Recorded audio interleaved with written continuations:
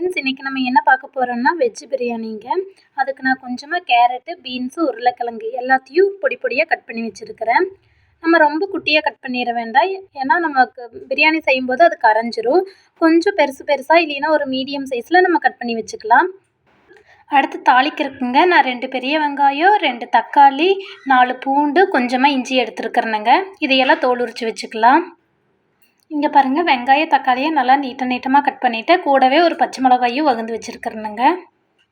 இனி பிரியாணி தாளிச்சிக்கலாங்க. பிரியாணி தாளிக்கிறதுக்கு ஒரு குக்கரில் நான் கொஞ்சமாக ஆயில் சேர்த்திக்கிறேன்.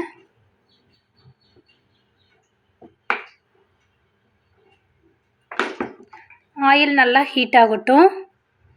எண்ணெய் காஞ்சிருச்சுங்க. இப்போ நம்ம தாளிச்சிக்கலாம். தாளிக்கிறதுக்கு 2 பட்டை, ஒரு கிராம்பு, ஒரு கல்பாசி, ஒரு அன்னாச்சி மொக்கு, ஒரு மராட்டி மொக்கு, கொஞ்சமாக ரோஸ் பூவோட இதழ், இதெல்லாத்தையும் சேர்த்திக்கிறணுங்க. 2 பச்சை மிளகா, கட் பண்ணி வச்சுருக்கிற வெங்காயம், இதெல்லாத்தையும் சேர்த்து நம்ம நல்லா வதக்கிக்கலாங்க. வெங்காயம் நல்லா வணங்கி வரணுங்க. அடுப்பு வந்து மீடியம் ஃப்ளேம்லேயே வச்சு வணக்கிக்குங்க. இங்கே பாருங்கள், வெங்காயம் நல்லா வணங்கிருச்சு. இந்த மாதிரி கோல்டன் கலரில் வரணுங்க. இந்த அளவுக்கு நம்ம வெங்காயத்தை வணக்கணுங்க. இப்போ நம்ம கூட தக்காளியை சேர்த்திக்கலாம். தக்காளி நல்லா சாஃப்ட் ஆகணுங்க. அது வரைக்கும் நம்ம நல்லா வணக்கிக்கலாம்.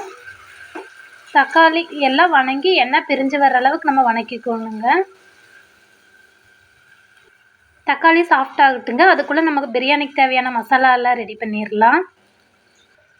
மசாலாக்குங்க நான் 1 ஸ்பூன் மல்லி, 1/2 ஸ்பூன் சீரகம், 1/2 ஸ்பூன் சோம்பு, 2 வரமிளகாய், இது எல்லாத்தையும் நம்ம சேர்த்திக்கலாங்க.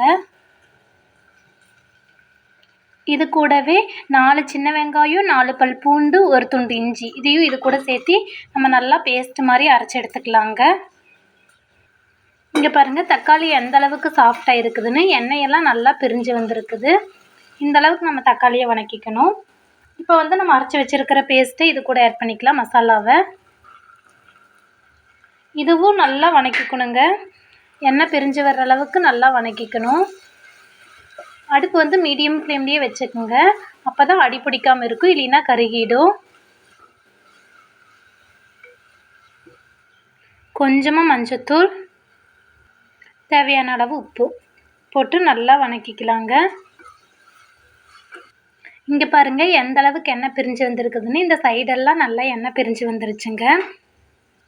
இப்போ நம்ம கட் பண்ணி வச்சுருக்கிற காய்களை சேர்த்திக்கலாம். இது கூட உங்களுக்கு சோயா வேணும்னா சேர்த்திக்கலாம்.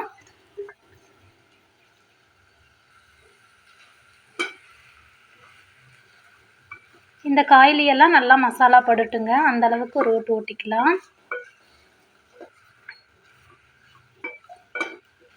இங்கே பாருங்கள், காய் எல்லாத்துலேயும் மசாலா நல்லா பிடிச்சிருச்சு. இப்போ நம்ம அரிசி இது கூட சேர்த்திக்கலாம். அரிசிலையும் நல்லா மசாலா படுற அளவுக்கு ஒரு வணக்கிக்கலாங்க. நான் சாப்பாட்டு அரிசி தான் எடுத்துருக்கிறேன், அதனால 1க்கு 2 நான் தண்ணி ஊற்றிக்கிறேனுங்க. காய்கள்லாம் வேகிறதுக்காக நான் ஒரு 1/2 டம்ளர் எக்ஸ்ட்ரா சேர்த்திக்கிறேன். நல்லா கொதி வந்துருச்சுங்க. இந்த ஸ்டேஜில் உப்பு காரம் பார்த்துக்கலாம்.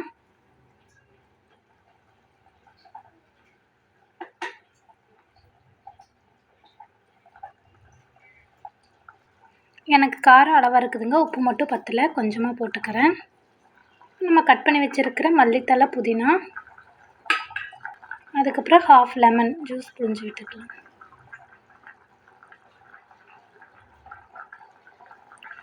நல்லா ஒரு கிளறி விட்டுக்கலாம். இப்போ மூடி போட்டு மூடிடலாங்க.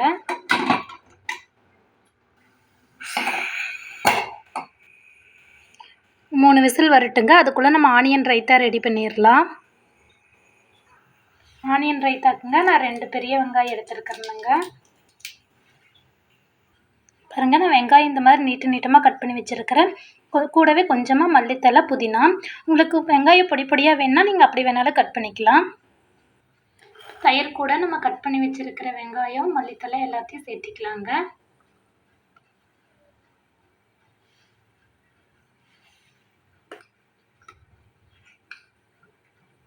அவ்வளோதாங்க, நம்மளுக்கு ஆனியன் ரைத்தா ரெடி.